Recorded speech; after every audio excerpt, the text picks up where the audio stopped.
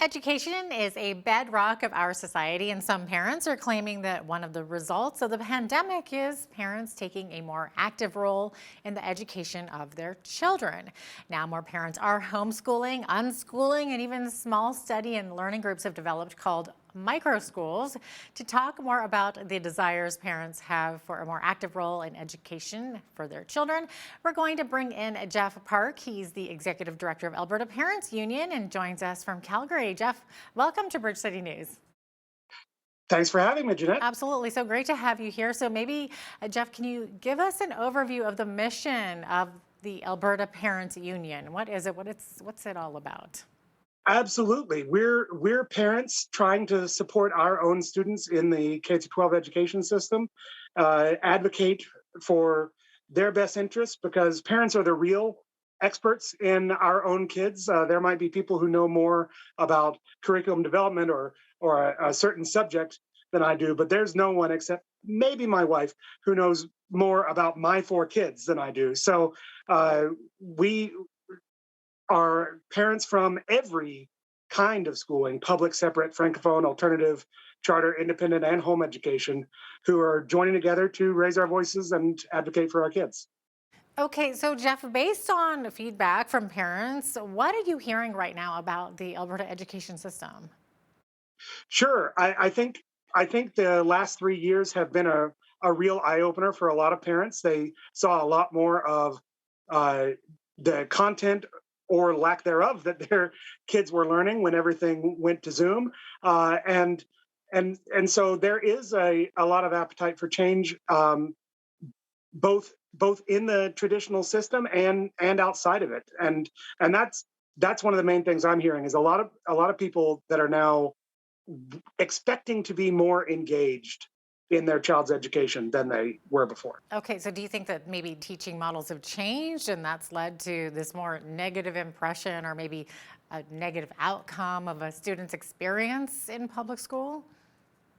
So I did a tour of all of Alberta and what was down in Lethbridge, Pincher Creek, Tabor, and Medicine Hat, relevant to the southern part where you guys are based, and uh, and all over the rest of the province. And I did hear pretty consistently that it seems like for people who have a big gap between their kids or grandparents who put their kids through school and now are putting their grandkids through school, they say there is a big difference between say before about 2011 and now in just the focus on the basics in school and how much you can expect school to be focused on your standard reading, writing, and arithmetic versus going further afield to find other monsters to slay in the educational space.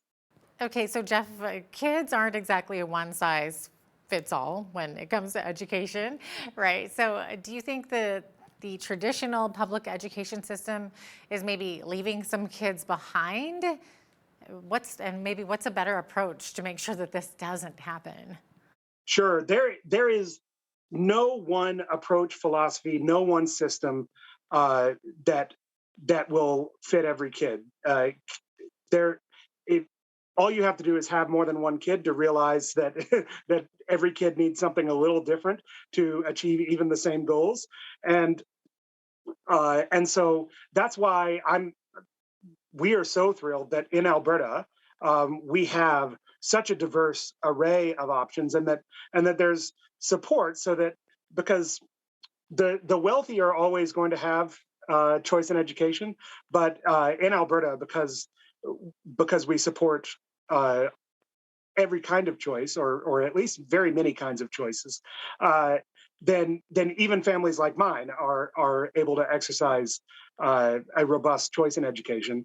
And so, but you're right. It's uh, children are not one size fits all, so their education can't be one size fits all. And so our approach uh, to schooling can't be one size fits all. And so that's one of the things we're fighting for is to see uh, even more options sprout up. We've got, like I say, we have families in every existing uh, style type education in Alberta, and we've got families trying to innovate new ones that are part of our coalition as well. So we're happy to see more options added so that every parent can find the absolute best fit for their child.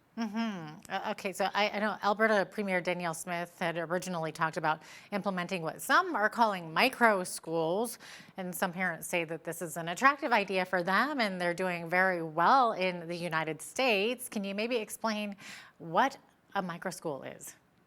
Sure.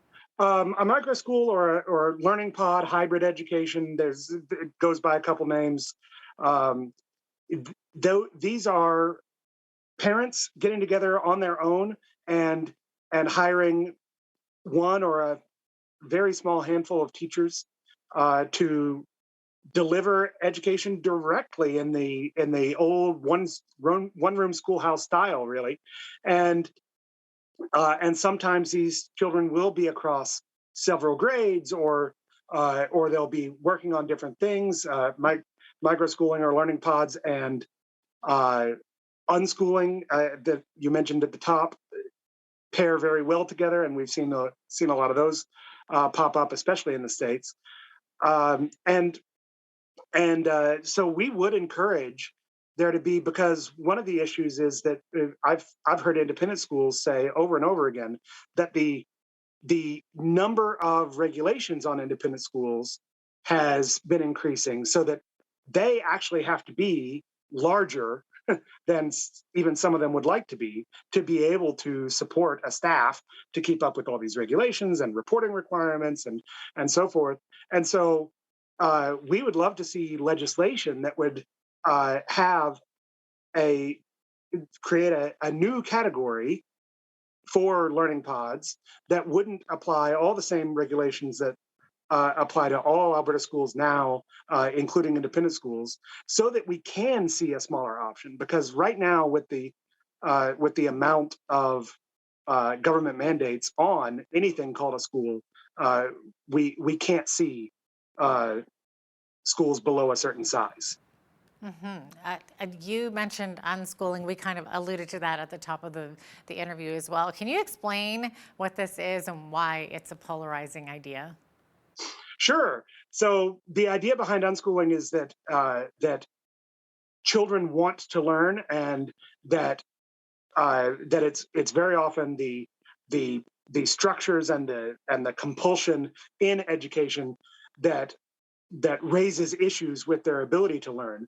So that if you set up a system where it's more just encouraging children to pursue the learning aims that they themselves have. If they themselves want to build a robot, well, then you need to learn this kind of math and this kind of physics and engineering and all this kind of stuff. And but then they are motivated themselves by a goal that works better than the traditional classroom model. And we have obviously we want to see any kind of schooling be available. Again, we want to see more options, not fewer. So we wouldn't want to see people limited to that viewpoint, but certainly to have more options available to provide that kind of education in Alberta would be great, because that is a growing movement itself to just sort of unleash the child's own natural passion for learning. Yeah, so definitely not a one shop fits all type of a thing. I mean, you could almost compare it to, competition is always better than a monopoly. So do you think that this is it's a fair comparison to the current ideas for education options? Oh, absolutely, and we've seen that. There have been 28 studies of private school voucher systems effect on the quality of education in public schools, and 25 out of the 28 have shown statistically significant positive effects of more competition on the education in public schools.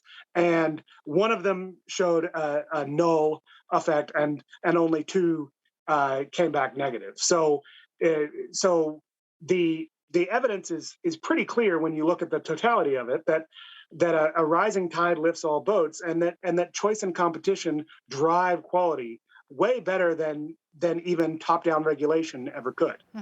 Okay, you mentioned a voucher system there. So there's been a lot of talk about that over the years in Alberta here. And I did see on your website that you actually have an online petition going to implement a voucher system. So, what are the benefits in your mind for a child's education within a voucher system?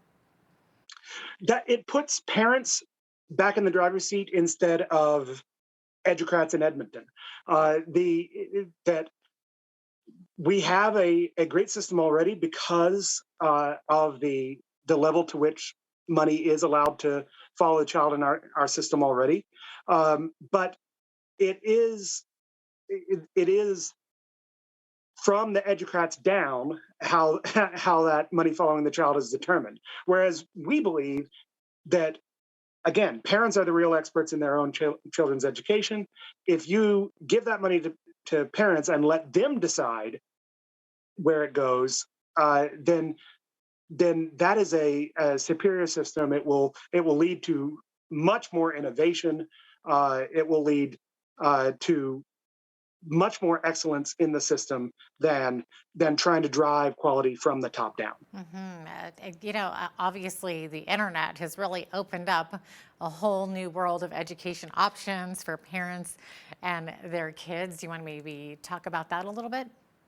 Absolutely. Well, the so there's always in education policy circles there's always been a little bit of a debate or a push and pull between class sizes and teacher quality, because there's almost obviously a bit of a trade-off there between you can have twice as many students and only the top half uh, of whatever the pool of teachers might be, or you could have uh, a, half the number of students in the classroom, but then double the number of students, which seems almost inevitably that you'll introduce some poorer teachers into that mix.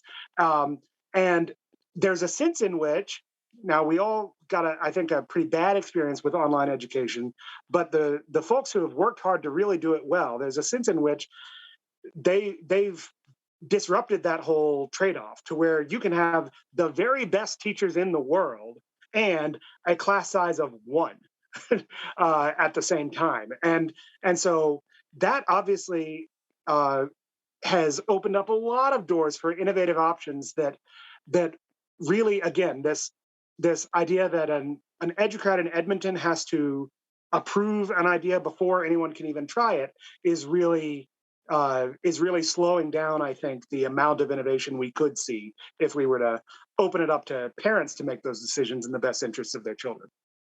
Jeff, I would imagine that you've spoken to many teachers and also other parents. So, what's their feedback about their desires for a transition in education? What are they hoping to see? Right. Parents want to be brought back to the table.